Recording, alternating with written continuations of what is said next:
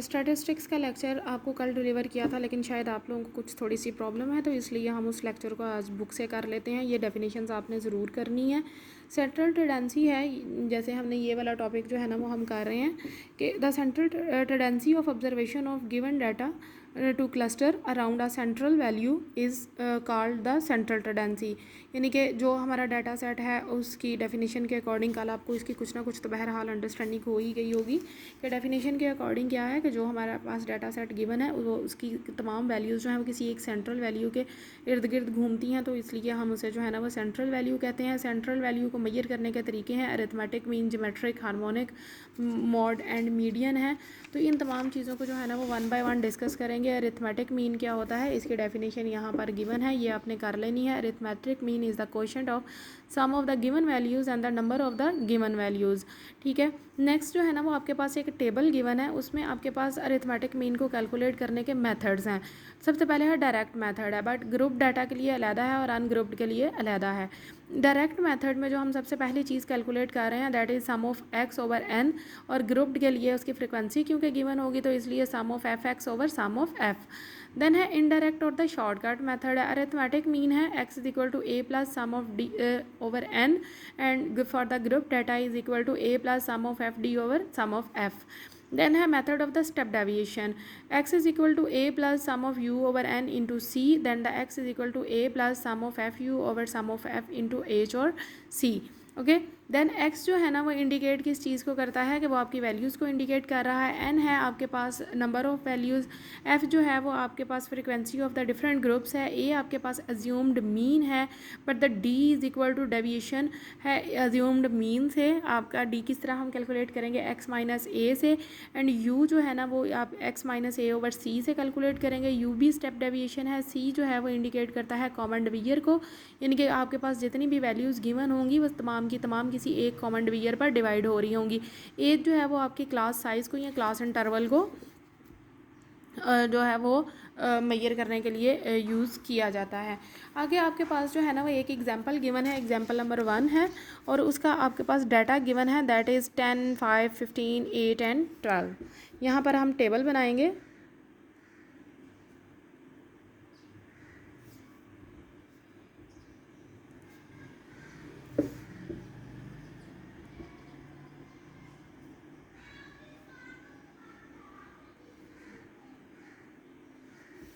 Eight and 12 है, ठीक है। ये आपके पास किस किस्म का डाटा है, सबसे पहले तो आप ये देखेंगे, ये जो आपके पास डाटा है ये आपके पास अनग्रुप्ड डाटा है। आप इसको ऐड कर लेंगे तो आपके पास सम ऑफ एक्स आ जाएगा विच इज़ 50। अब क्योंकि अनग्रुप्ड डाटा है तो हम अनग्रुप्ड का जो है फार्मूला लिखेंगे, एक्स बार हमने कैलकुलेट करना है sum of x over n. Sum of x है हमारे पास 50, नंबर ऑफ ऑब्जर्वेशन है 1, 2, 3, 4 एंड 5। इसको 5 पर सम ऑफ एक्स है एंड उसको डिवाइड करेंगे एन पर, तो आपके पास जो सम ऑफ एक्स था वो था 50, उसको हमने नंबर ऑफ ऑब्जर्वेशन पर डिवाइड किया है, तो आपके पास आंसर आपके क्या आएगा यहाँ पर 10। तो ये आपके पास मीन आ जाएगा फॉर द अनग्रुप डाटा। लेकिन ग्रुप डाटा के लिए हमारे पास जो है ना वो कुछ ऑब्जर्वेशंस डिफरेंट होंगी, तो उनके लिए जो है ना वो हम पहले यहाँ पर टेबल बनाएंगे। अब जो हमारे पास यहाँ पर एग्जांपल नंबर 2 है, वहाँ पर आपके पास जो है ना वो फ्रिक्वेंसी भी गिवन होगी, तो फार्मूला के अकॉर्डिंग हमने उसको करना है। एज हमारे पास गिवन है 13, 14, 15, 16 एंड 17। उसके बाद नंबर ऑफ़ स्टूडेंट्स हैं, यानी कि फ्रिक्वेंसी गिवन है 2, 5, 13, 7 एंड 3। तो हमारे पास इसका फार्मूला क्या था अनग्रुप डाटा के लिए, summation F x over summation F. तो हमने क्या, हमारे पास सम ऑफ एफ आ गया है, ठीक है। जो हमारे पास फ्रिक्वेंसी गिवन है उसका हमने सम ले लिया है, वो हमारे पास आ गया है 30, बट हमारे पास जो फार्मूला है उसमें हमारे पास जो पहले हमने कैलकुलेट करना है वो है सम ऑफ एफ एक्स। तो एफ एक्स हम किस तरह से कैलकुलेट करेंगे, एफ को एक्स के साथ मल्टीप्लाई करेंगे। जो आपके पास एज है यही आपके पास एक्स है, ओके। तो इन दोनों को हम मल्टीप्लाई करेंगे तो हमारे पास एफ एक्स का कॉलम बन जाएगा। वो हमारे पास क्या बनेगा, 13 multiplied by 2 is equal to 26, then 14 multiplied by 5 70, 13 और 15 को करेंगे तो 195, 16 और 7 को करेंगे तो 112, एंड 17 और 3 को करेंगे तो 51। जब इन सब का सम लेंगे हमारे पास तो वो आ जाएगा 454। ठीक है, अब 454 तो हमारे पास आ गया है। अब हम यहाँ पर फार्मूला लिखेंगे, x bar is equal to sum of f x over sum of f. तो हमारे पास आ जाएगा 454/30। तो आंसर हमारे पास इसका आ जाएगा 15.13 ईयर्स। ठीक है, तो ये जो है ना, ये आपके पास इसकी अरिथमेटिक मीन इसका ग्रुप डाटा के लिए निकल आएगा। ये आपके पास एग्जांपल गिवन है, लेकिन इससे रेलिवेंट जितनी भी एग्जांपल आपकी एक्सरसाइज में है वो भी आपने करनी है। ठीक है, देन है आपके पास फिर से उन्होंने एक एग्जांपल नंबर 3 दी हुई है, डिस्टेंस है किलोमीटर्स में। आप यहाँ पहले एग्जांपल कर सकते हैं, उसके बाद आप जो है ना वो उसमें कर सकते हैं एक्सरसाइज से भी क्वेश्चन। उसके बाद आपके पास नंबर ऑफ़ पर्सनस गिवन है। ठीक है, 10, 20, 40 एंड 30। देन आपके पास मिड पॉइंट्स आ जाएंगे, यानी कि जो क्लास इंटरवल्स आपके पास गिवन होंगे इनके मिड पॉइंट्स आपको पता है आपने कैसे निकालने हैं। Lower class boundary and upper class boundary को ऐड करके 2 पर डिवाइड कर देंगे तो आपके पास मिड पॉइंट्स आ जाएंगे। मिड पॉइंट्स जब आप फाइंड कर लेंगे तो वो आपके पास एक्स आ जाएंगे। जो इससे प्रीवियस आपने एग्जाम्पल की है ना ये वाली, ये आपके पास उन्होंने डायरेक्ट एक्स दिया हुआ था, यानी कि मिड पॉइंट से ये एक तरह से दिए हैं। ठीक है, यहाँ पर इस एग्जांपल में क्या है कि आपके पास क्लास इंटरवल्स गिवन है।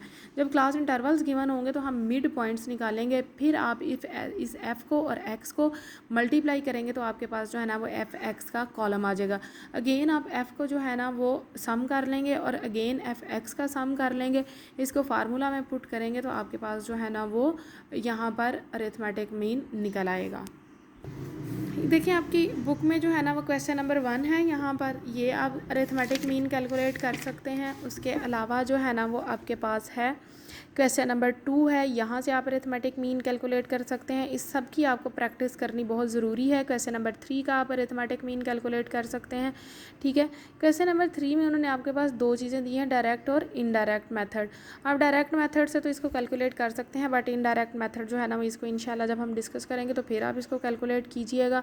फिर उसके बाद आपके पास क्वेश्चन नंबर 5 है, क्वेश्चन नंबर 5 को भी आप कैलकुलेट कर सकते हैं। एंड अगेन क्वेश्चन नंबर 6 है, क्वेश्चन नंबर 6 का जो है ना वो आप प्लीज़ टेबल थोड़ा समझने में इसको जो है ना वो मिस्टेक ना कीजिएगा।